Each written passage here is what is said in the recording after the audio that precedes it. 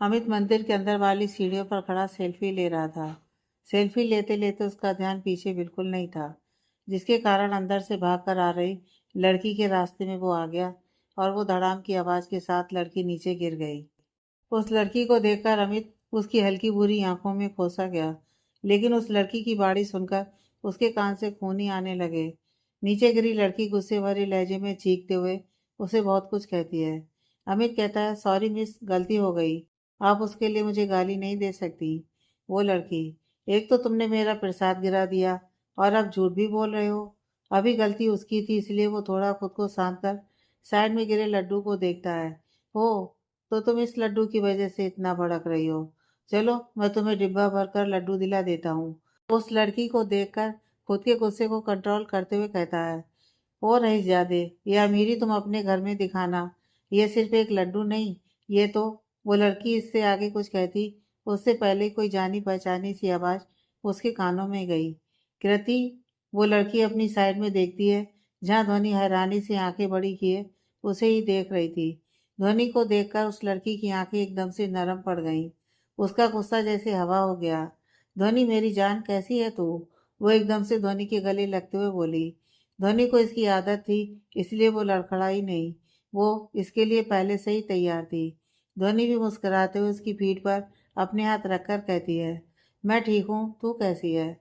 वो लड़की झट से उससे अलग होकर उसे ऊपर से लेकर नीचे तक एक नज़र देखकर भौहें उचकाकर पूछती है, तो मिसेस ध्वनि राजवंशी को उसकी यह गरीब दोस्त याद है? यार, ऐसा मत बोल। तुझे तो सब पता ही चल गया होगा ना। उसकी बात सुनकर ध्वनि उदास सा चेहरा बनाकर कहती है। उसका उतरा हुआ चेहरा देखकर वो मुंह बनाकर कहती है, हाँ, गई थी तेरे घर।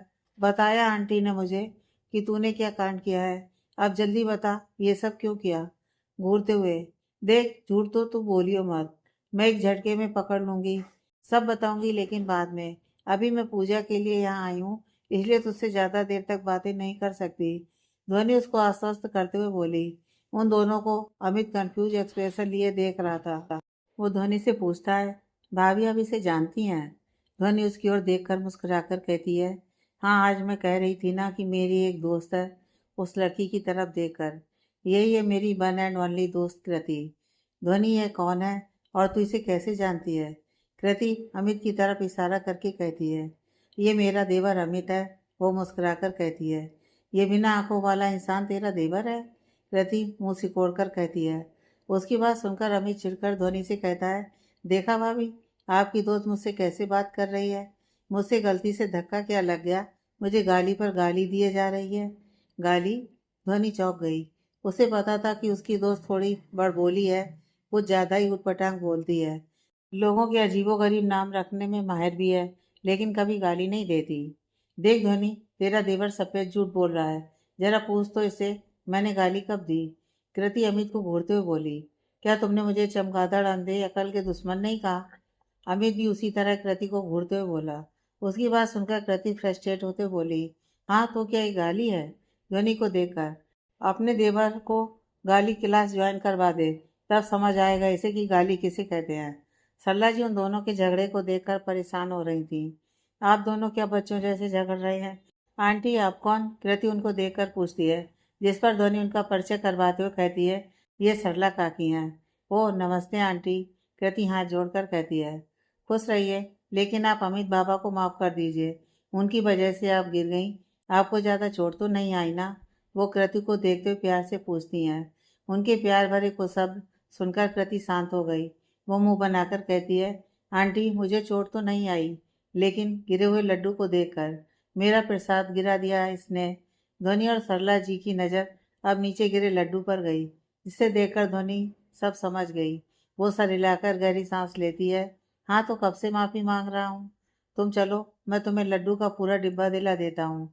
अमित थके हुए लहजे में कहता है, नहीं मिस्टर, यह सिर्फ लड्डू नहीं, मेरे हिस्से का प्रसाद था जो तुमने गिरा दिया। गहरी सांस लेकर, खैर, मेरा आज का प्रसाद तो गया, अब कल ही नसीब होगा। वो मायूसी से कहती है। उसको उदास देखकर अमित को अच्छा नहीं लगा। वो अब नरम लहजे में कहता है, तो अंदर जाकर और ले लो। चलो, मैं दिलवा देता हूँ। नहीं, रहने दो, मैं किसी का हक नहीं छीनती। ये लड्डू मुझे मिला तो मेरा था। प्रसाद बार बार नहीं लेते। उस पर सबका हक होता है।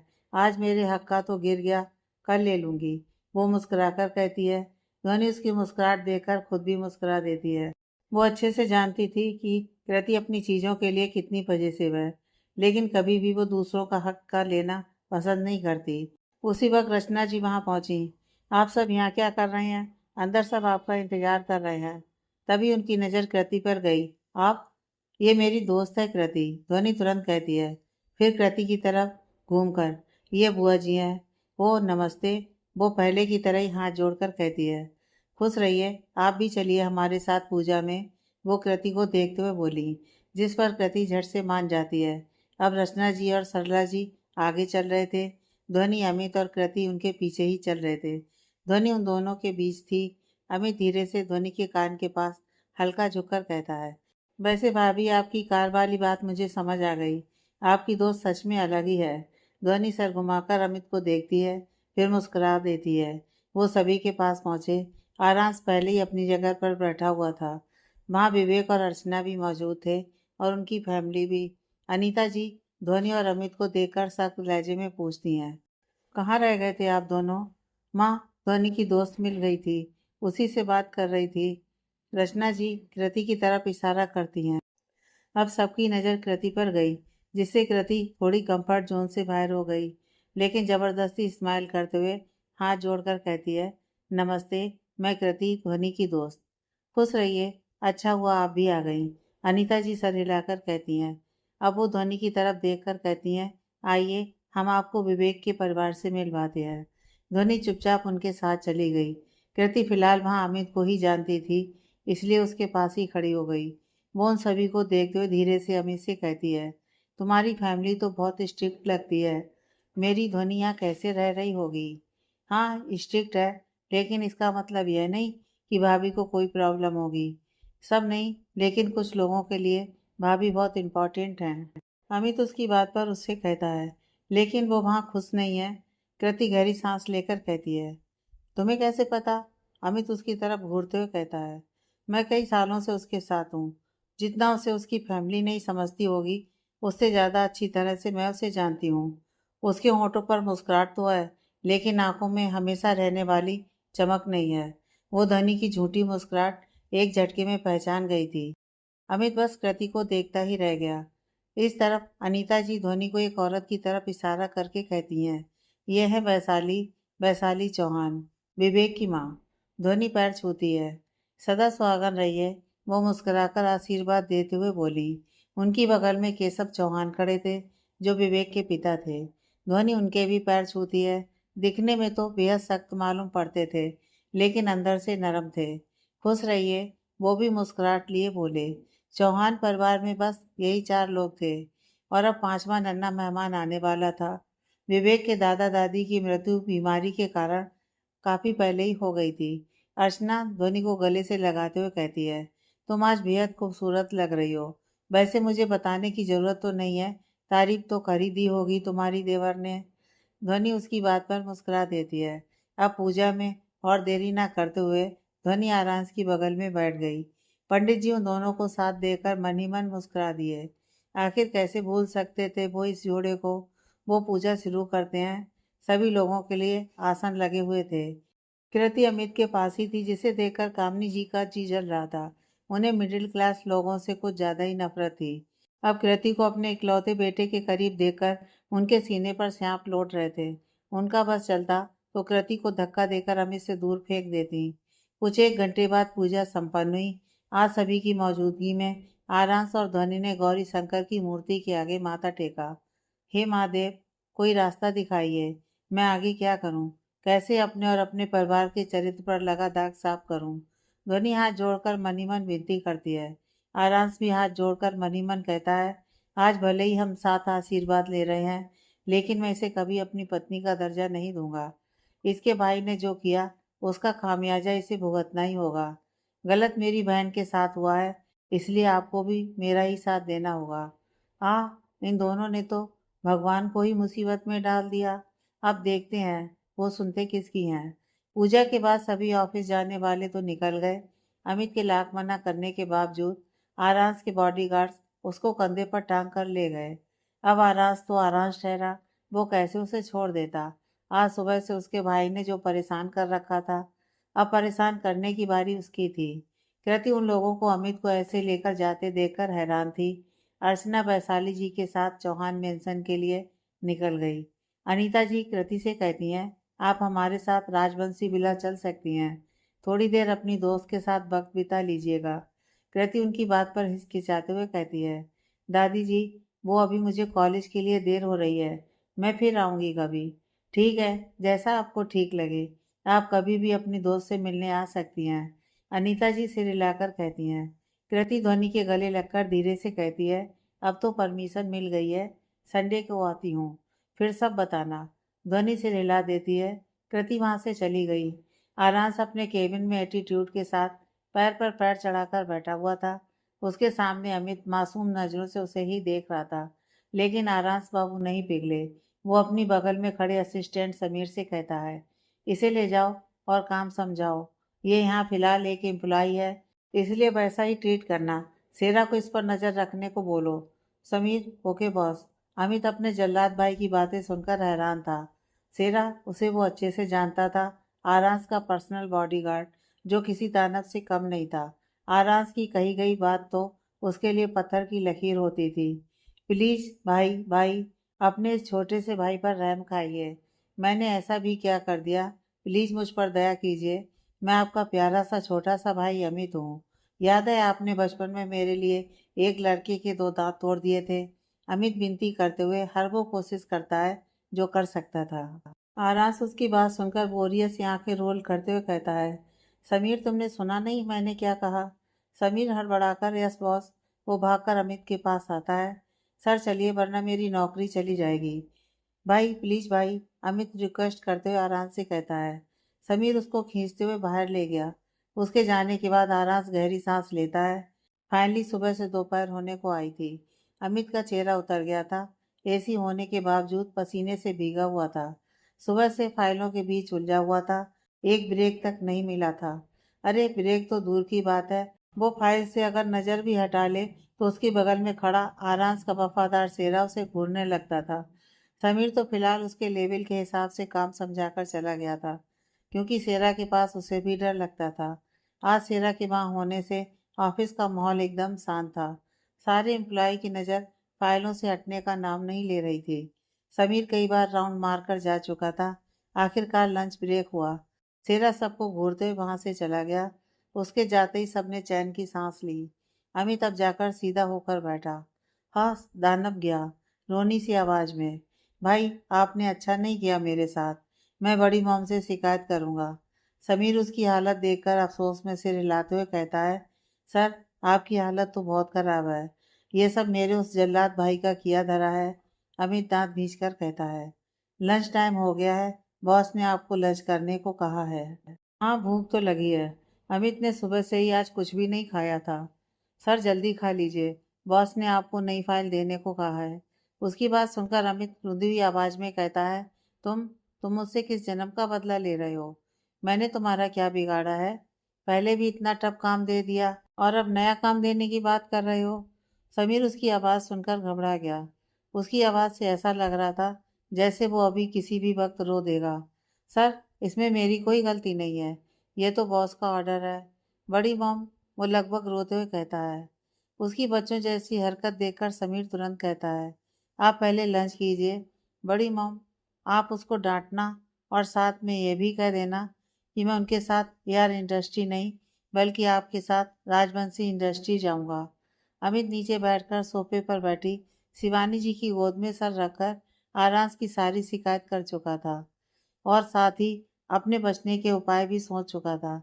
उसे पता था कि अब उसे ऑफिस तो जाना ही होगा। उसका भाई उसे छोड़ने वाला तो है नहीं, इसलिए उसने अपने तेज तर्रार दिमाग का इस्तेमाल किया और राजवंशी इंडस्ट्री जाने का सोचा। एआर इंडस्ट्री जाने पर उसे सेरा जैसे दानव की नज़रों के सामने काम करना पड़ता, वो भी एम्प्लॉय की तरह। लेकिन राजवंशी इंडस्ट्री जाकर वो मालिक की तरह हुक्म चला सकता था। जहाँ तक बात रही रंजीत जी और रुद्र जी की, तो उनको संभालने के लिए उसकी बड़ी माँ वहाँ मौजूद होती। सारा कैलकुलेशन कर वो इस नतीजे पर पहुंचा कि एआर इंडस्ट्री में वो एम्प्लाई जबकि राजवंशी इंडस्ट्री में मालिक बनकर रह सकता है। लेकिन उसके सारे कंक्लूजन और प्लान्स की धज्जियां उड़ाते हुए आराम सर्द आवाज में कहता है, बिल्कुल भी नहीं, तुम मेरे साथ एआर इंडस्ट्री ही जाओगे। सबकी नज़र अंदर आते आरांस पर गई। अमित आरांस की बात सुनकर शिवानी जी के हाथों को पकड़कर रोनी सी सूरत बनाकर कहता है, बड़ी मम, तुम बच नहीं सकते। आरांस की रौबदार आवाज वापस आई। अंश, आने देना उसे हमारे साथ, कहीं भी काम ही करेगा ना। शिवानी जी अमित की क्यूट सी शक्ल देखकर कहती हैं।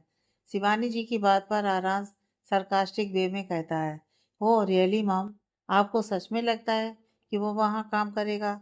रंजीत जी की तरफ देखकर, वैसे चाचू आपको जानकर बहुत खुशी होगी कि आज पूरे दिन में आपके बेटे से एक फाइल चेक नहीं हुई, और तो और जो चेक किया वो भी सही नहीं था। इन शॉर्ट उसे वर्क का डब्लू भी नहीं आता। भौहें उचकाकर, अब आप बताइए उसे राजवंशी इंडस्ट्री जाना चाहिए या एआर इंडस्ट्री? रंजीत जी आरांस की बात पर अमित को घूरते हैं, जिससे डर के वो शिवानी जी की गोद में सर घुसा लेता है। रुद्र जी उसे देखकर सिर हिला देते हैं। वहीं कामनी जी को शिवानी जी से जलन महसूस हो रही थी। जाहिर सी बात है, अब अपनी माँ को छोड़कर कोई बच्चा दूसरे को इतना प्यार करेगा तो जलन तो होगी ही। वैसे भी कामनी जी अमित के लिए बहुत पजेसिव थी। वो शिवानी जी को घूर रही थी। रंजीत जी सर हिलाकर कहते हैं, अंश बिल्कुल सही कह रहा है। ये साहिबजादे आरांस के साथ ही काम सीख सकते हैं। हमारे साथ आकर भी ये बैठकर टाइम पास ही करेगा। पर डैड आप, बस अंश सही कह रहा है। अब तुम्हें ऑफिस जाना चाहिए। बच्चे नहीं हो तुम। अब नहीं तो कब सीखोगे? रुद्र जी की गंभीर आवाज आई। उनकी बात सुनकर तो अमित का मुंह ही बन गया। अब रुद्र जी ने बोल दिया था तो कोई कुछ नहीं कर सकता था। वो आखिरी उम्मीद के साथ शिवानी जी की तरफ देखता है, जिस पर रुद्र जी सख्त लहजे में कहते हैं, वो कुछ नहीं बोलेंगी, तुम कल से जाओगे बस। जी बड़े पापा, वो मुंह लटकाकर कहता है। उसकी नज़र आरास पर गई, जो तिरछी मुस्कान लिए उसे ही देख रहा था। काकी कॉफ़ी भिजवा दीजिए। वो पैर पटक कर चीखते हुए अपने रूम की तरफ चला गया। आरांस भी ऊपर की तरफ चला गया। ध्वनि ऊपर खड़ी सब देख चुकी थी। आरांस जब सेकंड फ्लोर पर आया तो उसकी नज़र ध्वनि पर गई, जो उसे ही देख रही थी। ब्लैक कॉफ़ी, वो इतना कहकर रूम में जा ही रहा था कि ध्वनि कंफ्यूज एक्सप्रेशन लिए कहती है, मतलब आखिर ये कभी मेरी बात एक बार में सुनती क्यों नहीं? वो फ्रस्ट्रेशन में आंखें बंद करके एक एक शब्द चबाकर कहता है, मुझे ब्लैक कॉफ़ी चाहिए, अभी लेकर आओ। जी। उसका लहजा सुनकर ध्वनि हड़बड़ाकर नीचे की तरफ चली गई। अमित बेड पर लेटा हुआ फोन चला रहा था। क्या मैं अंदर आ जाऊं? दरवाजे पर से आवाज आई। अमित चौंक कर देखता है। अरे भाभी आप, आइए ना। वो बेड पर बैठते हुए बोला। ध्वनि ट्रे लेकर अंदर आई। आज तो मेरा कमरा धन्य हो गया, आपके शुभ कदम जो इस पर गए। वो ध्वनि के हाथ से ट्रे लेकर टेबल पर रखते हुए बोला। ध्वनि अमित के रूम पर नजर डालती है, जो बिल्कुल आरांस के रूम के तरह ही बड़ा सा था, लेकिन इस रूम का थीम रेड और वाइट कलर का था। आपका रूम पहले से ही बहुत अच्छा है, वो मुस्कुराकर बोली। आप बैठिए ना। ध्वनि बेड पर बैठ गई। अमित कॉफी का सिप लेकर कहता है, हाँ टेस्ट काफी अच्छा है, और रोज से अलग भी। आपने बनाई ना? ध्वनि सिर हिलाकर कहती है, हाँ, मेरे भाई को मेरे हाथों की कॉफी बहुत पसंद है। कभी खाना नहीं बनाने दिया, लेकिन कॉफी मेरे ही हाथों की पीता है। भाई का जिक्र सुनकर अमित के एक्सप्रेशन थोड़े बदले, जिसे ध्वनि नोटिस कर चुकी थी। लेकिन फिर वो अपने एक्सप्रेशन ठीक कर मुस्कुराते हुए कहता है, अब से ना आप ही मेरे लिए कॉफ़ी बनाना। वैसे आपको पता कैसे चला कि मुझे कॉफ़ी चाहिए? आप तो नीचे नहीं थी ना? हाँ, लेकिन आपके भाई को ब्लैक कॉफ़ी चाहिए थी। उन्होंने मुझे लाने को कहा, तो किचन में काकी आपकी कॉफ़ी बनाने जा रही थी। मैंने उन्हें ब्लैक कॉफ़ी बनाने को कहा और सोचा आज आपको अपने हाथों की कॉफ़ी ट्राई करवाऊँ। वो स्माइल करते हुए कहती है, थैंक यू भाभी। अमित लंबी सी मुस्कुराहट लिए कहता है, अरे उसकी भाभी ने उसके भाई से ज़्यादा उस पर ध्यान दिया। यह तो उसके लिए किसी बड़ी अचीवमेंट की तरह था। आरास अपने फाइलों के बीच घिरा हुआ था। तभी दरवाज़ा नॉक हुआ। कम इन। हंस बाबा, आपकी कॉफ़ी। सरला जी टेबल पर रखते हुए बोली। उनकी आवाज़ सुनकर आरास चौंक कर उन्हें देखता है। आप, वो लड़की कहाँ है? ध्वनि अमित बाबा के लिए कॉफ़ी बनाकर ले गई हैं। उन्होंने कहा कि आपकी कॉफ़ी बनानी उन्हें नहीं आती। सरला जी जानती थी कि अब धोनी को आरांस का गुस्सा झेलना पड़ सकता है। हाँ जाइए, उसे भेजिए, वो कोड लहजे में कहता है। सरला जी तुरंत बाहर चली गई। ये लड़की बिना हर वक्त अंश बाबा को गुस्सा दिलाने का ही काम करती है। कहा था मैंने उसे कि अंश बाबा को उसकी बात न मानने वाले लोग पसंद नहीं है। अब ना जाने वो क्या करेंगे। इस तरफ आरांस उस कॉफी कप को घूर कर देखता है। ध्वनि अमित बाबा के लिए कॉफी बनाकर ले गई है। उसे बार बार सरला जी के कहे लफ्ज याद आ रहे थे, जिससे गुस्सा उसकी आंखों में तैरने लगा था।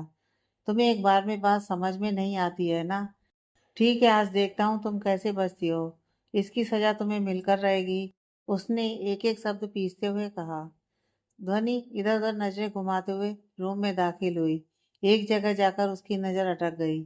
आरास बालकनी के गिलास डोर से टेक लगाए उसे ही घूरते हुए कॉफी के सिप ले रहा था। नीचे सब आपका डिनर पर वेट कर रहे हैं, वो इधर उधर देखते हुए बोली, क्योंकि उसे सरला काकी ने पहले ही बता दिया था कि वो गुस्से में है। आरांस अपने कदम आगे बढ़ाता है। ध्वनि को डर तो लग रहा था, लेकिन अब डर कर क्या फायदा। उसकी बात ना मानने की गलती तो वो पहले ही कर चुकी थी। आरांस टेबल पर कॉफी मग रखकर ध्वनि के करीब बढ़ रहा था, जिसे घबराकर वो अब अपने पैर पीछे ले रही थी। आप, मैं नीचे डिनर के लिए जा रही हूँ, आप आ जाइए। ध्वनि को घबराहट हो रही थी। आरांस के सामने ना चाहते हुए भी वो घबरा ही जाती थी। उसके शब्द बड़ी मुश्किल से बाहर निकल रहे थे। ध्वनि इतना कहकर होशियारी दिखाते हुए झट से बाहर जाने के लिए अपने कदम बढ़ाती है, लेकिन आरांस फुर्ती से उसकी कलाई पकड़कर अपनी तरफ खींच लेता है।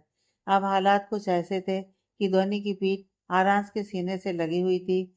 उसके एक हाथ को आरांस ने पकड़कर उसकी पीठ से लगा दिया था।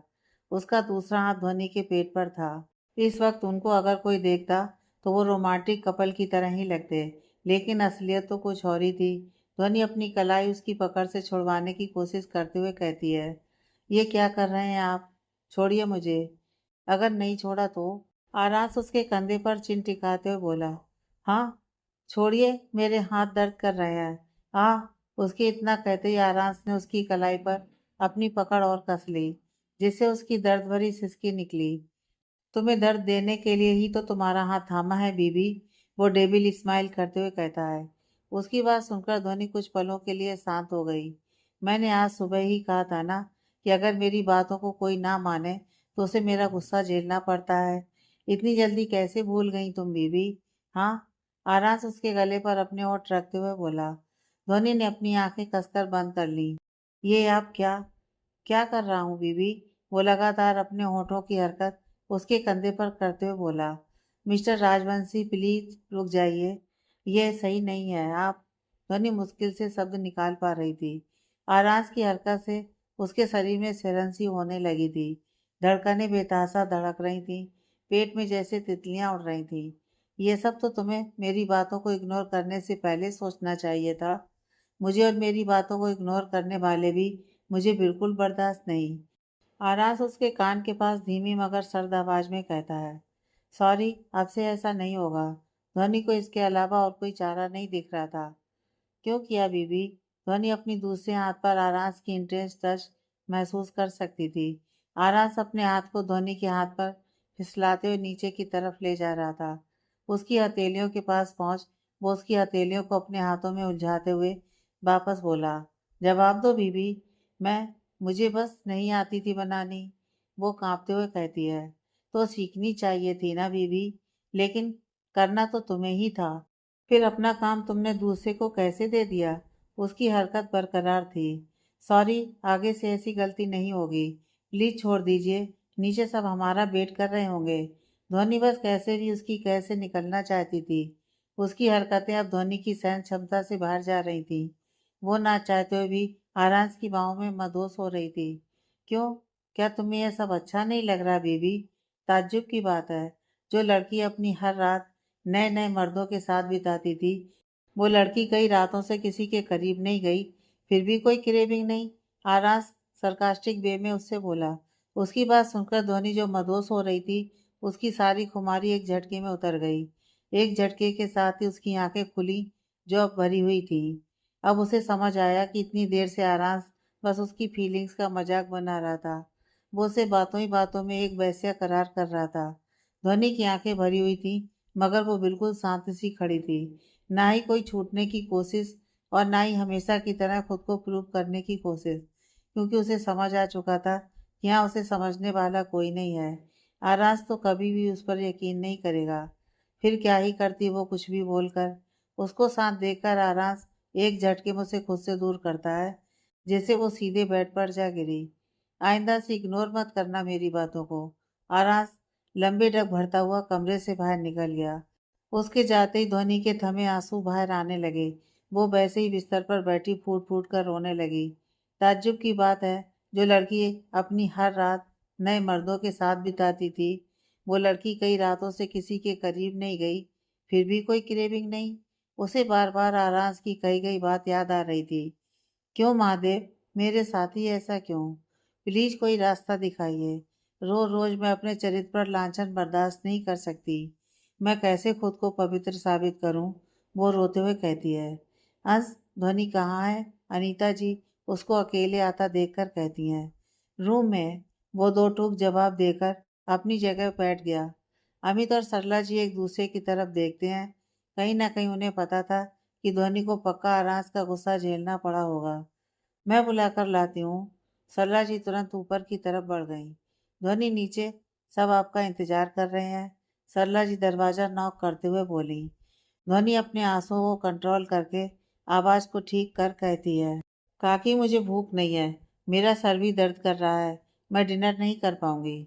लेकिन काकी प्लीज, आज डिनर नहीं कर पाऊंगी। ठीक है, अपना ध्यान रखिएगा और दवाई खा लीजिए। सरला जी चली गईं। उनकी तबीयत ठीक नहीं है। वो आज डिनर नहीं करेंगी। सरला जी नीचे आकर सबसे कहती हैं।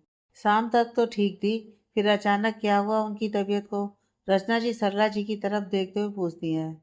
उनका सर दर्द कर रहा है, वो अभी आराम करना चाहती हैं। सरला जी ध्वनि की बताई बात बता देती हैं। आरांस रूम में नजर डालता है। ध्वनि उसे कहीं भी नहीं दिखी। तभी उसकी नजर बालकनी के खुले दरवाजे पर पड़ती है। वो उस तरफ बढ़ गया। ध्वनि की पीठ उसकी तरफ थी। वो रेलिंग पकड़कर खड़ी सामने फैले अंधेरे को देख रही थी। आरांस नामे से हिलाकर वापस रूम में आकर बेड पर लेट गया। नाइट आई क्लब, काल्पनिक नाम। मुंबई का सबसे फेमस और सबसे महंगा क्लब। ये भी एआर का ही था। चारों तरफ यंगस्टर्स अपने में बिजी थे।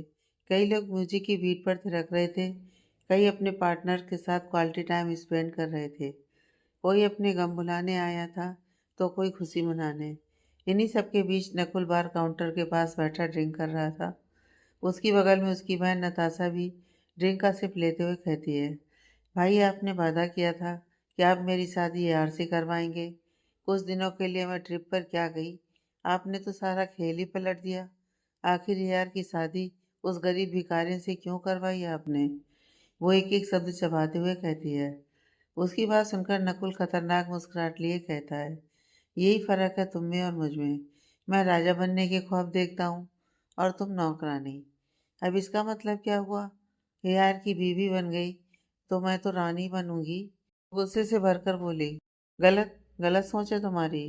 तुम्हें क्या लगता है तुम यार से शादी करके सब पर रौब झाड़ती और सब शांत रहते? नकुल तिरछी मुस्कान लिए कहता है। नताशा उसे गौर से देख रही थी। अगर तुम्हें ऐसा लगता है तो गलत हो तुम। उनके सामने हमारी कोई औकात नहीं है। वो परिवार तुम्हें नौकर बना देता। तुम्हारा काम घर परिवार संभालना होता। और अगर तुम डाइवोर्स भी लेती तब भी कुछ ही पैसे मिलते, जो एक समय के बाद ख़त्म हो जाते। फिर क्या करते हम? नताशा उसकी बात को सोचते हुए कहती है। आपकी बात में दम तो है। ऑफ कोर्स मैं नौकरानी बन जाती। आखिर वो गुड़िया जो है वहाँ। जब तुम गई उसके बाद बहुत कुछ बदला और सिचुएशन को देखते हुए मैंने पुराना प्लान बदलकर नया प्लान सोचा। नकुल गिलास घुमाते हुए कहता है। भाई, आप कुछ भी करो, आई डोंट केयर, लेकिन आरांस मेरा होना चाहिए। नताशा की आंखों में आरांस के लिए चुनूनियत साफ दिख रही थी। डोंट वरी, वो तुम्हारा ही होगा और वो भी बहुत जल्द। लेकिन भाई, कहीं उस लड़की ने उसे फंसा लिया तो? नकुल हंसकर कहता है। ऐसा कभी नहीं होगा। मैंने आरांस के दिल में उसके लिए इतनी नफरत भर दी है जो कभी ख़त्म नहीं होगी। अपने किए का इल्ज़ाम मैंने धोनी के भाई पर लगाया है। कभी कोई समझ ही नहीं पाएगा। लेकिन भाई, आरांस है तो एक मर्द ही। अगर उसकी और उस लड़की के बीच कोई रिश्ता बना तो, अगर वो प्रेग्नेंट हो गई तो मेरा पत्ता हमेशा के लिए कट हो जाएगा। ऐसा कभी नहीं होगा। मैंने आरांस के दिमाग में अच्छे से बिठा दिया है कि वो लड़की कॉल गर्ल है। वो उससे बेनतहा नफरत करता है। जहाँ तक रही बात उनके बीच कुछ होने की, तो ये भी पॉसिबल नहीं है, क्योंकि आरांस चाहे जितना भी गुस्सा कर ले, वो अपने संस्कारों को कभी नहीं भूलता। उस लड़की की मर्जी के बिना कभी उनके बीच रिश्ता बनेगा ही नहीं। और वो लड़की ध्वनि, वो कभी आरांस के करीब नहीं जाएगी। वैसे भी बस कुछ दिनों की बात है। एक बार एआर इंडस्ट्री मेरी मुट्ठी में आ जाए, फिर तुम बनोगी एआर की बीवी, और उसकी अभी वाली बीवी और बहन दोनों मुझे खुश करेंगी। नकुल इतना कहकर हंसने लगता है। उसकी खतरनाक हंसी भविष्य में आने वाले खतरे की तरफ इशारा कर रही थी। नताशा भी उसकी बात सुनकर कुटिलता से मुस्कुराते हुए कहती है, भाई, आपने कमीनेपन की पीएचडी कर रखी है। अगली सुबह आरांस की नींद अपने समय पर खुली। उसकी नज़र सामने सोफे पर गई। इन दिनों उसे वहां धोनी को सोते देखने की आदत हो गई थी, लेकिन आज धोनी वहां नहीं थी। उसकी नज़र अपने आप बालकनी के दरवाजे की तरफ गई, क्योंकि उसे याद था कल रात सोने से पहले उसने धोनी को वहीं देखा था। दरवाज़ा खुला देखकर वो झट से बेड से उतरकर उसकी तरफ बढ़ा। धोनी रेलिंग से सटकर नीचे फर्श पर सोई हुई थी। क्या ये बेवकूफ़ लड़की पूरी रात यहीं सोई हुई थी? आराम से उसे हैरानी से देख रहा था। ए, उठो बीबी, उठो। कई बार पुकारने पर भी जब ध्वनि के शरीर में कोई हलचल नहीं हुई, तो वो उसकी तरफ बढ़ा। करीब जाकर उसकी नज़र ध्वनि के चेहरे पर पड़ी। उसकी बड़ी बड़ी पलकें गिरी हुई थीं और गालों पर आंसू सूखकर निशान छोड़ चुके थे। चेहरा हल्का गुलाबी हो चुका था। बीबी उठो, बहुत हो गया नाटक। मैंने कहा है कि मुझे एक बात दोहराना पसंद नहीं है। अगर तुम सोच रही हो कि यह सब करके मैं कल के लिए तुम्हें सॉरी बोलूँगा, तो ये तुम्हारी गलतफहमी है। जब कई बार बोलने पर भी उसमें कोई हलचल नहीं हुई, तो वो उसे हिलाने के लिए अपने हाथ बढ़ाता है। लेकिन जैसे ही उसका हाथ ध्वनि के शरीर पर लगा, वैसे ही उसकी नज़रें सर्द हो गईं। उसका शरीर आग की तरह गर्म था, जो उसके कपड़े के ऊपर से भी महसूस हो रहा था। आरांस अपना हाथ उसके सर पर रखकर चेक करता है। उसके शरीर का टेम्परेचर काफ़ी बढ़ा हुआ था। बीबी उठो, आंखें खोलो। वो फिक्रमंद लहजे में उसके गाल थपथपाते हुए कहता है, लेकिन अब भी कोई हलचल नहीं। अब वो झट से उसे अपनी गोद में लेकर रूम में आया। उसे बेड पर लेटाकर अच्छे से कंबल से कवर कर एसी का टेम्परेचर नॉर्मल करता है। हेलो काकी, जल्दी से लेडी डॉक्टर को लेकर रूम में आइए। उसने सरला जी को कॉल करके बस इतना कहा और झट से फ़ोन रख दिया। अब आरांस की नज़र वापस ध्वनि के चेहरे पर गई। उसका चेहरा मुरझा सा गया था। आरांस को कल की खुद की कही गई बातें याद आती हैं। उसकी मुट्ठी कस गई। कुछ 10 मिनट बाद सरला जी एक डॉक्टर के साथ उसके रूम में पहुंची। ये वही डॉक्टर थी जो राशि को देख रही थी। वो राशि का चेकअप करने राजवंशी विला ही आ रही थी जब सरला जी का कॉल आया, इसलिए उन्हें ज़्यादा टाइम नहीं लगा था आने में। क्या हुआ इन्हें? डॉक्टर धोनी के पास जाते हुए पूछती है। ये बेहोश हैं और तेज फीवर भी है। बाकी आप चेक करके बताइए, आरास बिना किसी एक्सप्रेशन के कहता है। सरला जी बेहोश सुनकर परेशान हो गई। डॉक्टर धोनी को चेक करती है। डोंट वरी, बस नॉर्मल फीवर है। शायद इन्हें ठंड लग गई होगी, फिर ये बेहोश क्यों है? आरास भले ही बाहर से कोई एक्सप्रेशन नहीं दिखा रहा था, लेकिन अंदर से वो उसे होश में देखना चाहता था। डॉक्टर इंजेक्शन लगाते हुए कहती है, कभी कभी ऐसा होता है, फीवर तेज होने के कारण लोग बेहोश हो जाते हैं। मैंने इंजेक्शन दे दिया है, आधे से 1 घंटे में इन्हें होश आ जाएगा। कुछ दवाइयाँ भी मैं लिख देती हूँ। डॉक्टर दवाइयों की पर्ची सरला जी को थमाकर चली गई। इधर आराम से एकटक बेहोश धोनी को देख रहा था। मैडम, कोई कृति नाम की लड़की आई है। एक गार्ड अंदर आकर हॉल में बैठी अनीता जी से कहता है, भेजिए उन्हें अंदर। हूँ, मौका मिला नहीं कि मुंह उठाकर चली आई। कामनी जी मुंह बनाकर बोली। कामनी, उन्हें हमने आने की परमिशन दी है। फिर आप कौन होती हैं बोलने वाली? अनीता जी उन्हें घूरते हुए कहती हैं। रंजीत जी की भी घूरती नजर कामनी जी पर ही थी। वो अपने गुस्से का घूंट पीकर रह गई। कृति अंदर आई। हॉल में सबको बैठा देखकर थोड़ा हचकचा गई। उसे यहाँ आना पहले ही बहुत अजीब लग रहा था। अगर धोनी की बात ना होती तो वो कभी यहाँ नहीं आती। नमस्ते, वो सबको देखते हुए जबरदस्ती स्माइल करके कहती है। खुश रहिए, हमें अच्छा लगा आप आई। अनीता जी नर्म आवाज में कहती हैं।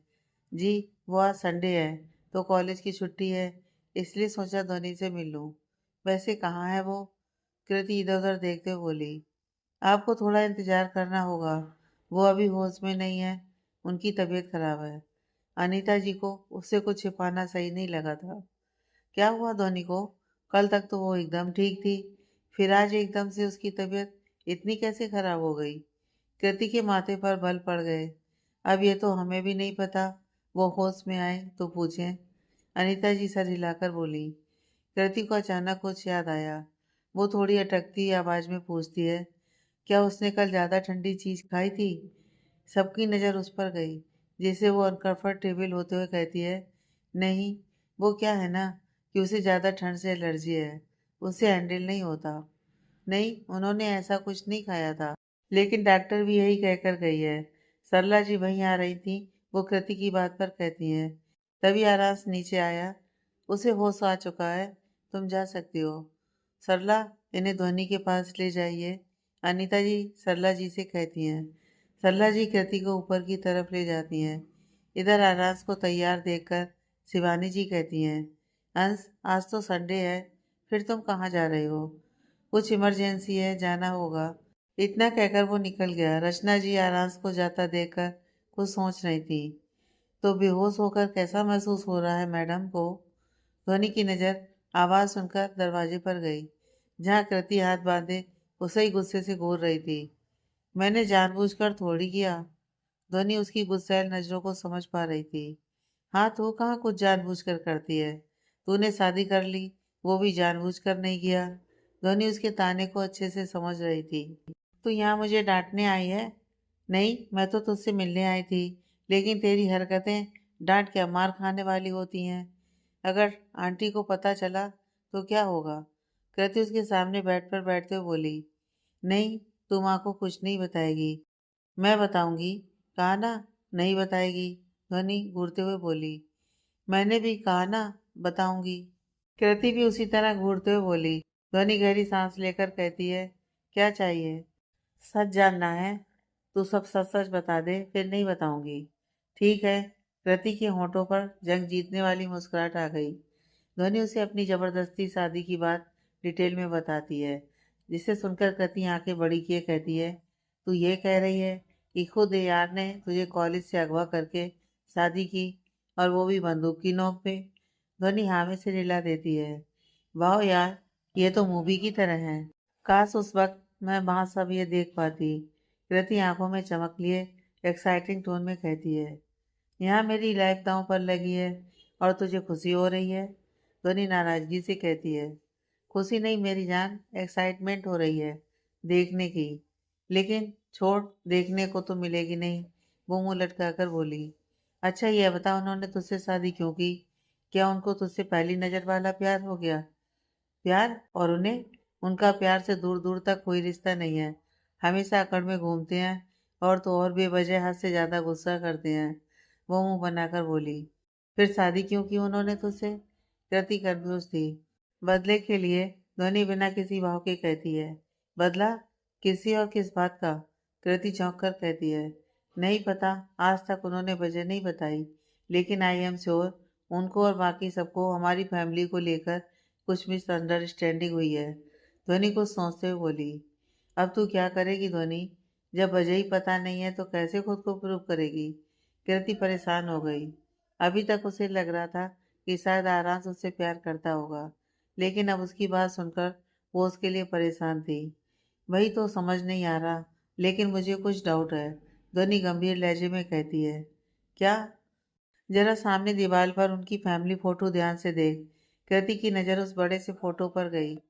धीरे धीरे उसकी नज़र भी राशि पर जाकर रुकी।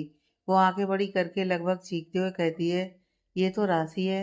वो तो अच्छा था कि रूम सेकंड फ्लोर पर था, वरना उसकी आवाज़ सुनकर अब तक सब वहाँ मौजूद होते। क्या कर रही है यार, धीरे से बोल, ध्वनि चिढ़कर कहती है। यार ये तो राशि है। हाँ पता है मुझे, अंधी नहीं हूँ, ध्वनि फ्रस्ट्रेशन में बोली। हाँ, लेकिन ये यहाँ इनकी फैमिली फोटो में क्या कर रही है?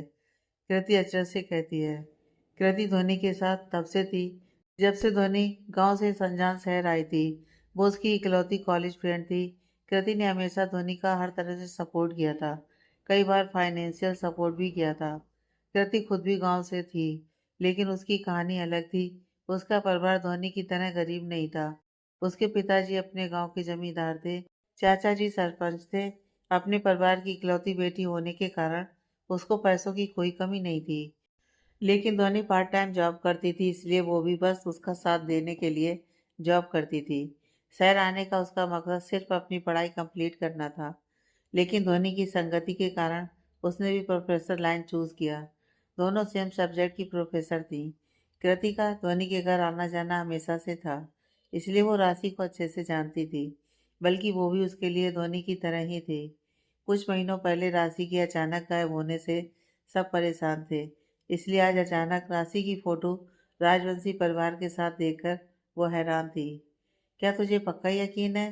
कृति कंफ्यूज एक्सप्रेशन लिए ध्वनि से पूछती है, जिस पर ध्वनि गहरी सांस लेकर सर हिलाकर कहती है, नहीं, मुझे पूरा यकीन तो नहीं है, लेकिन शायद कहीं ना कहीं गलतफहमी की वजह राशि ही है। ऐसा क्यों लगता है तुझे? वो इसलिए क्योंकि इससे आगे धोनी कुछ कहती उससे पहले ही दरवाजे पर नॉक हुआ। कृति जाकर दरवाजा खोलती है। सामने सरला जी नाश्ते की ट्रे लिए खड़ी थी। वो अंदर आते हुए धोनी से पूछती हैं, अब कैसी तबीयत है आपकी? ठीक है, वो मुस्कुराकर कहती है। आपकी तबीयत अचानक से कैसे बिगड़ गई? आपकी दोस्त और डॉक्टर दोनों ही कह रहे थे कि आपको ठंड लगी है, लेकिन कल तो आपने कुछ ठंडा खाया ही नहीं था। वो नाश्ता टेबल पर लगाते हुए बोली। ध्वनि अब सोच में पड़ गई। अब क्या ही बताती कि वो पूरी रात बालकनी में बेहोश पड़ी रही। उसे यह सब बताना ठीक नहीं लगा, इसलिए वो कुछ सोचकर कहती है, वो कल मेरा सर दर्द कर रहा था, तो रिलीफ के लिए रात को मैंने ठंडे पानी से नहा लिया। शायद इसलिए ऐसा हो गया। जब आपको पता है कि ठंड आपको जल्दी लगती है, तो फिर क्यों ऐसा किया? अच्छा, चलिए जल्दी से आप दोनों नाश्ता कर लीजिए। मालकिन ने कहा है कि आपका नाश्ता ऊपर ही दे आऊं। काकी सब लगाकर साइड हुई। अभी नाश्ते का समय है, तो आप भी नाश्ता कर लीजिए। वो कृति को देखते हुए बोली। अरे नहीं, मैं तो बस ध्वनि से मिलने आई थी। इन सब की कोई ज़रूरत नहीं है। कृति मुस्कुराकर कहती है। ऐसे कैसे ज़रूरत नहीं है? नाश्ता तो आपको करना ही पड़ेगा। सरला जी कृति का हाथ पकड़ उसे बिठाते हुए बोली। ध्वनि, आप आ जाइए। ध्वनि सर हिलाकर कृति की बगल में जाकर बैठ गई। काकी मुस्कुराकर कहती हैं, आप दोनों आराम से नाश्ता कीजिए, मैं नीचे जाती हूँ। काकी के जाने के बाद कृति ध्वनि से कहती है, हाँ तो क्या कह रही थी तू? तुझे ऐसा क्यों लगता है कि गलत फहमी की वजह राशि है? ध्वनि सोचते हुए कहती है, काकी से मैंने राशि के बारे में जानने की कोशिश की थी, लेकिन वो घबरा गई। यहाँ तक कि उस दिन के बाद से वो मेरे पास बहुत कम ही रहती हैं। राशि की फोटो यहाँ होने का साफ मतलब है कि वो राजवंशी परिवार से जुड़ी हुई है। उसने हमें यह बात क्यों नहीं बताई, ये मैं नहीं जानती। कृति नाश्ते का एक बाइट मुंह में लेकर कहती है, हाँ, अगर ऐसी बात है तो सबसे पहले तुझे राशि को ढूंढना होगा, क्योंकि जैसा तू बता रही है उस हिसाब से तो कोई और तुझे कुछ नहीं बताएगा। और तेरा पति? ध्वनि को देखकर अपने दोनों हाथ क्रॉस करके कान छूते हुए, तौबा तौबा, भगवान बचाए मुझे ऐसे पति से। ध्वनि उसकी बात पर मुंह बनाकर बोली। चुप कर तू और मेरी बात सुन। यहाँ एक चीज जो मैंने नोटिस की है, थर्ड फ्लोर पर कोई तो रहता है। वहाँ जाना सबको मना है। काकी के अलावा नौकरों में से भी वहाँ कोई नहीं जाता। यहाँ तक कि उसके पूरे फ्लोर की सफाई काकी खुद करती हैं। वो खाना भी लेकर जाती हैं। कभी कभी मैंने बुआ जी को भी ऊपर जाते देखा है। तो तू क्या कहना चाहती है? कृति को जैसे कुछ शक हुआ।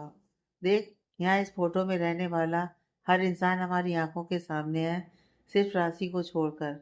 इसलिए मुझे लगता है कि शायद थर्ड फ्लोर पर राशि हो सकती है। तेरी बात में पॉइंट तो है, लेकिन फिर तूने अब तक चेक क्यों नहीं किया? कृति ध्वनि की बात से सहमत थी। कैसे करूं यार? वहां जाने की परमिशन सिर्फ राजवंशी परिवार के सदस्य को और काकी को है। अगर मैं वहां गई तो बहुत बड़ी प्रॉब्लम हो जाएगी, और अगर तू नहीं गई तो कुछ भी पता नहीं लगा पाएगी। वो ध्वनि के कंधे पर हाथ रखकर कहती है, देख, जाना तो तुझे पड़ेगा, और तू जितनी जल्दी ये सब निपटाएगी उतनी जल्दी सब कुछ ठीक होगा। हाँ ठीक है। दोनों का नाश्ता खत्म हो चुका था। जो कुछ भी होगा वो सब मुझे फ़ोन पर बता देना। फिर आगे का सोचेंगे। फ़ोन तो उस जल्लाद ने शादी वाले दिन ही छीन लिया था, इसलिए तो किसी से कांटेक्ट नहीं कर पाई। ध्वनि आराज की क्रूरता याद करते हुए बोली। तो तेरा वो चमचा देवर कब काम आएगा? उसके फ़ोन से कॉल करना तो मुझे। कृति बहुएं तानते हुए बोली। वो तो ठीक है, लेकिन तू उससे इतना ना चिढ़ा कर। पूरे घर में वही सबसे अच्छा है। ध्वनि मुस्कुराकर बोली। उसकी बात पर कृति मुंह बनाकर कहती है। हाँ हाँ वकील भाभी ठीक है। अब मैं चलती हूँ। तू अपना ध्यान रखना और सब संभाल कर करना। हाँ चल मैं भी तेरे साथ आती हूँ। वो दोनों नीचे आई, जहाँ उनकी नज़र हॉल में बैठी एक लड़की पर गई। शॉर्ट ड्रेस पहने वो हंस हंसकर सबसे बातें कर रही थी। सबसे मतलब शिवानी जी और कामनी जी से। बाकी सब तो बस उसकी बकबक मजबूरी में सुन रहे थे। ये चुड़ैल कौन है यार? कृति धीरे से ध्वनि के कान में बोली। चुड़ैल नहीं नागिन है। उनको अपने पीछे से उतनी धीमी आवाज आई। दोनों साथ में अपनी गर्दन घुमाते हैं। अमित दांत दिखाते हुए उनके पीछे ही खड़ा था। सच में भाभी वो नागिन ही है। 400 किलो का मेकअप लगाकर मीठी मीठी बातों में सबको फंसाने आती है। पता नहीं मॉम और बड़ी मॉम को इसमें क्या दिखता है। उसकी बात सुनकर कृति उसको घूरते हुए पूछती है। लेकिन ये नागिन है कौन? भाभी आपको वो नकुल याद है? हाँ उसे कैसे भूल सकती हूँ। ध्वनि मुंह बनाकर कहती है। उसी की बहन है ये, नताशा। जैसा भाई वैसी बहन, ध्वनि खुद में बुदबुदाई। भाभी उससे जरा बचकर रहना। भाई पर नज़र थी उसकी। अब आप उनकी वाइफ हो तो पक्का वो आपको कुछ ना कुछ कहेगी। अरे ऐसे कैसे कहेगी? बाप का राज है क्या? एक खींच कर लगेगा तो सारा मेकअप झड़ जाएगा। कृति तुनकते हुए बोली।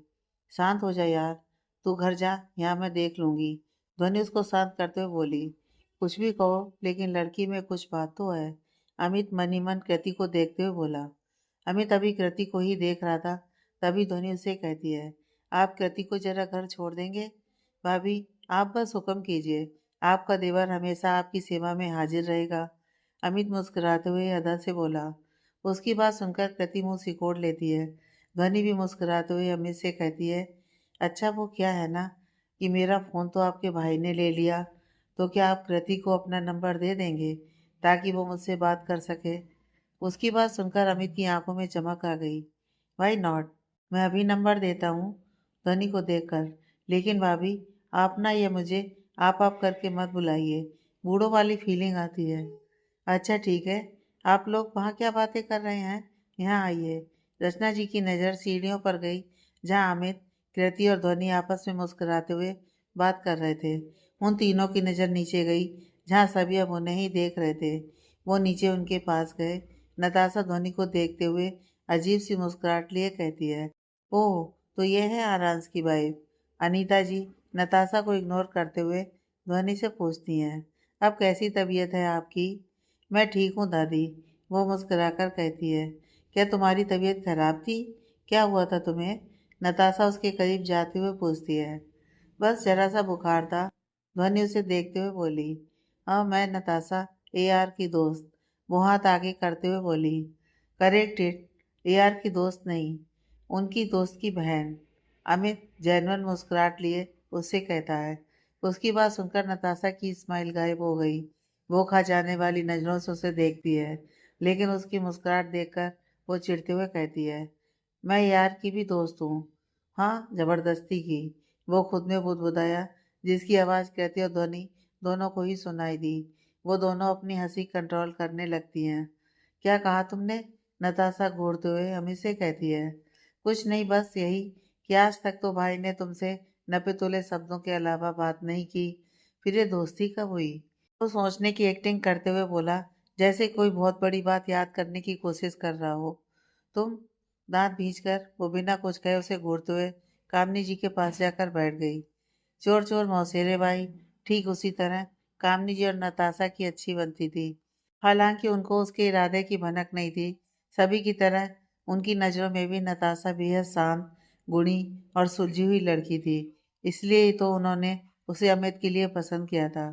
हाँ शिवानी जी को नताशा आरांस के लिए और कामनी जी को नताशा अमित के लिए पसंद थी। इसलिए तो वो दोनों ही नताशा से अपनों की तरह व्यवहार करती थीं। बेचारे उन्हें तो अंदाजा भी नहीं था कि वो मीठी जहर है जो धीरे धीरे सबको खोखला कर रही है। खैर, जब आंखों पर अति विश्वास की पट्टी बंधी हो तो कहाँ से सच्चाई दिखेगी। उन्होंने बुक को कवर से जज कर लिया था। नताशा का भारी दिखावा उन्हें भा गया और ध्वनि उसकी सादगी उन्हें ढोंग लगी। अब उन्हें क्या पता कि किताब के अंदर गहरे राज छिपे हैं। खैर, कामनी जी अमित को घूरते हुए कहती हैं, ये कैसे बात कर रहा है तू इससे? घर आए मेहमान से ऐसे बात करते हैं? सॉरी मम, वो मुस्कुराते हुए झट से कहता है, लेकिन उसके चेहरे पर कोई गिल्ट नहीं था। उसने सॉरी सिर्फ कामनी जी के लिए कहा था। हे भाभी की दोस्त, चलो मैं तुम्हें छोड़ देता हूँ। नहीं, मैं।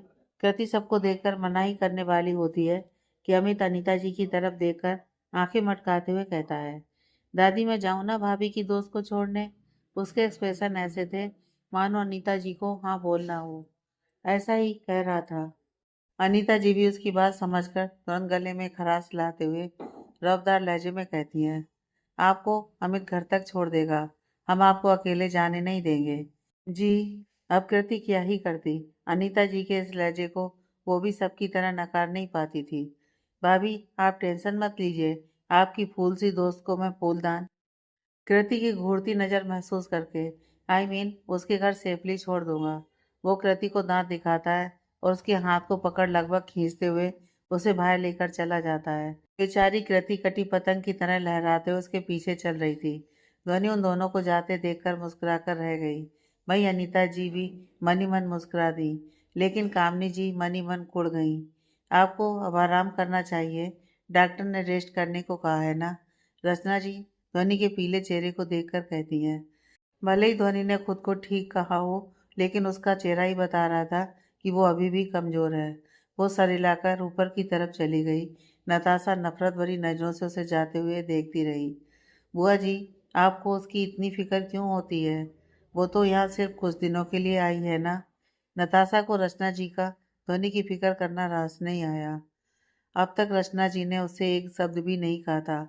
उसकी इतनी मीठी जुबान सुनकर रचना जी की भौहें जुड़ गईं। आप हमारी कोई भतीजी नहीं है जो हमें बुआ कह सकें। आपको हमें आंटी कहना चाहिए, क्योंकि हमें सबसे रिश्ता बनाना पसंद नहीं। वो उठकर कमरे की तरफ चल दी।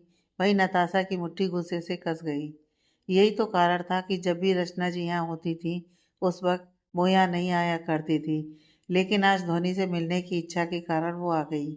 लेकिन हमेशा की तरह आज भी वो उसकी बेइज्जती करके जा चुकी थी।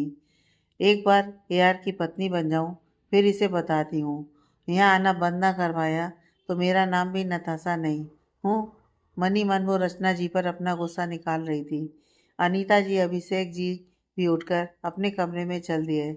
अब उनका फैमिली टाइम नताशा की वजह से स्पॉइल ही हो गया था, तो यहाँ बैठने का कोई मतलब भी नहीं था। बॉस, हमने चेक किया है, manager Aditya is right. Accounts में काफ़ी टाइम से छेड़छाड़ की जा रही है, वो भी इतनी सफाई से कि किसी को भी एकदम से देखने पर भनक भी ना लगे। आराज के असिस्टेंट समीर ने एक फाइल आराज की तरफ बढ़ाया। फाइल के पन्ने पलटते हुए उसके एक्सप्रेशन डार्क होते जा रहे थे। वो एकदम से फाइल बंद करके टेबल पर पटकता है। What rubbish, how is this possible? 3 सालों में 50 करोड़ की हेरा फेरी। समीर और आदित्य एकदम से उसके गुस्से से कांप गए। आराज घर से निकलने के बाद सीधा एआर इंडस्ट्री आया था। वर्कलोड काफ़ी ज़्यादा रहता था, इसलिए ऑफिस रोज़ 2 शिफ्टों में चला करता था। डे शिफ्ट के एम्प्लॉयज़ से लेकर स्टाफ तक नाइट शिफ्ट में सब चेंज रहते थे। एक छुट्टी सिर्फ संडे को ही मिलती थी। आज ऑफिस पूरा खाली था, लेकिन 18th फ्लोर पर आराज के कैबिन का माहौल काफ़ी कोल्ड था। आराज अपने चेयर पर बैठा था। उसकी बगल में सेरा हमेशा वाले सख्त एक्सप्रेशन लिए खड़ा था। असिस्टेंट समीर भी वहीं खड़ा था। मैनेजर आदित्य उसके सामने वाली चेयर पर बैठा हुआ था। दोनों के दोनों आराज के गुस्से से बेहद डरे हुए थे। दरअसल मैनेजर आदित्य नाइट शिफ्ट संभालता था। उसकी एज 30 के आसपास है। कल नाइट शिफ्ट के दौरान कुछ अकाउंट्स का काम था। वैसे तो डे शिफ्ट हो या फिर नाइट शिफ्ट, अकाउंट्स का काम सिर्फ एक ही आदमी हैंडल करता था। लेकिन कल कुछ काम के सिलसिले में आदित्य अकाउंट्स चेक कर रहा था। तभी उसको कुछ हेरा फेरी का एहसास हुआ। पूरी रात बैठकर वो सब चेक करके डाटा बनाकर आराज को दे चुका था। बॉस, अकाउंट्स तो नकुल सर हैंडल करते हैं, लेकिन वो तो काफ़ी अच्छे हैं और आपके दोस्त भी। फिर वो ऐसा क्यों करेंगे? समीर को अभी यकीन नहीं हो रहा था, लेकिन उसने खुद जाकर अभी अभी चेक किया था। ये सब सच था। Shut up. आरांस की नज़र उस फाइल पर अटकी हुई थी। बॉस, क्या कल आप नकुल सर से बात करेंगे? आदित्य अटकते हुए पूछता है। नहीं, ये बात अभी बाहर नहीं जानी चाहिए। जब तक सब कुछ कंफर्म नहीं हो जाता, तब तक जैसा चल रहा है वैसा चलने दो। आरांस वहां से निकल गया। सेरा भी उसके पीछे निकल गया। समीर आदित्य की तरफ देखकर कहता है, सर आपको क्या लगता है? पता नहीं, वो कंधे उचका देता है। इस तरफ आरांस घर पहुंचा। शाम के 4 बज रहे थे। वो ऊपर की तरफ जाता उससे पहले ही सल्लाज उसे टोकते हुए कहती है, अंश बाबा, वो रचना दीदी ने आपको बुलाया है। आरांस सेकंड फ्लोर पर न जाकर फर्स्ट फ्लोर पर रचना जी के कमरे की तरफ चला गया। रचना जी इस वक्त अपने कमरे में कोई किताब पढ़ रही थी। जब आरांस ने दरवाज़ा नॉक किया, रचना जी की नज़र खुले दरवाजे पर गई, जहाँ आरांस हमेशा की तरह भावहीन सा खड़ा था। अंदर आइए, वो किताब बंद करके साइड टेबल पर रखते हुए बोली। आरांस उनके करीब आकर बैठ गया। कोई काम था? क्या कोई काम होगा तभी हम आपको बुला सकते हैं, बात करने के लिए नहीं। आप काफ़ी बदल गए हैं आंस। हाँ शायद, लेकिन आज इन सब का क्या मतलब? यही कि अब आप बड़े हो गए हैं, अपने फैसले खुद लेते हैं, और शायद बिजनेस की दुनिया में आपका हर लिया फैसला सही होता है। लेकिन लाइफ का क्या आंस? रचना जी के एक्सप्रेशन इस वक्त उनके लहजे की तरह काफ़ी नरम थे। आप कहना क्या चाहती हैं? आराम सब कंफ्यूज था। रचना जी गहरी सांस लेकर कहती हैं, अंश, ऐसे आंखें बंद करके किसी पर भी भरोसा नहीं किया जाता।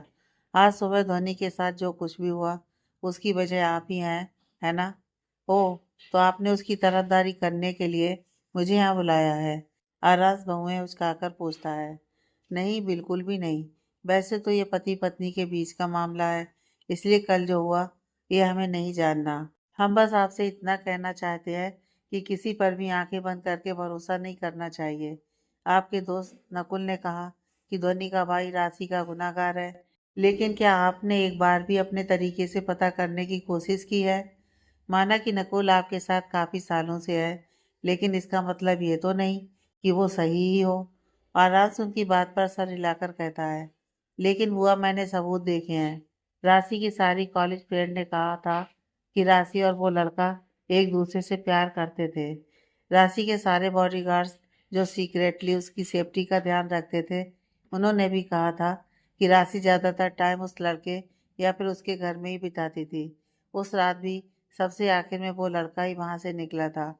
उसके बाद ही राशि उस बिल्डिंग से नीचे गिरी। वो तो नकुल ही था जिसने राशि की जान बचाई थी। फिर गलतफहमी की गुंजाइश कहाँ है?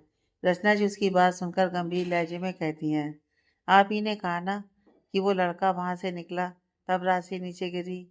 हाँ, क्योंकि उसने मेरी बहन का यूज करके उसे छोड़ दिया। गुस्से में आरांस की मुट्ठियां वापस कस गईं। और आपको लगता है कि हर्ट होकर राशि ने सुसाइड करने की कोशिश की? आरांस उन्हें ही देख रहा था। देखिए अंश, हम नहीं जानते कि आप अपनी बहन को कितना जानते हैं, लेकिन हमारी राशि उन लोगों में से नहीं है जो इमोशंस में बह जाए। वो धोखा खाकर सुसाइड करने वालों में से नहीं है। वो राजवंशी परिवार का खून है। वो जब अपनी गलती होने पर नहीं मानती, तो फिर किसी और के गुनाहों के लिए खुद को सजा क्यों देगी? पानी का घूंट लेकर, अंश, ध्वनि की आंखों में हमने सच्चाई देखी है। हम इससे ज़्यादा अब क्या ही कहें? आपकी मर्जी। अब आप जाइए, रेस्ट कीजिए। रचना जी वापस किताब खोलकर बैठ गईं। आरांस अपने कमरे में आया। उसकी नज़र बेड पर सोती हुई ध्वनि पर गई। उसके कदम अपने आप उस तरफ बढ़ गए। इस वक्त ध्वनि के चेहरे पर सुकून नहीं, बेचैनी छाई थी। वो बार बार कुछ बुदबुदा रही थी। आरांस ने उसका बुखार चेक करने के लिए अपने हाथ उसके सर पर रखे। ध्वनि को वापस बुखार आ गया था। वो पास में रखे टेबल पर नजर डालता है, जहाँ दवाई और पानी वैसे ही रखा हुआ था। फ्रस्ट्रेशन से आराज की आंखें बंद हो गईं। ये लड़की, सुबह ही कहा था इसे कि दवाई खा लेना। ये कभी मेरी बात एक बार में सुनती क्यों नहीं है? उसने एक नज़र बड़बड़ाती ध्वनि पर डाली, फिर बाथरूम की तरफ बढ़ गया। कुछ देर बाद वो नॉर्मल टी शर्ट और लोअर में बाहर आया। ध्वनि अभी उसी तरह बुखार से तप रही थी। बीबी उठो, वो हल्की तेज आवाज में कहता है।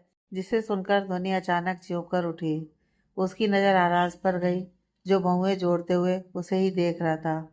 क्या हुआ? ध्वनि की आंखें शायद बुखार के कारण हल्की लाल पड़ गई थीं।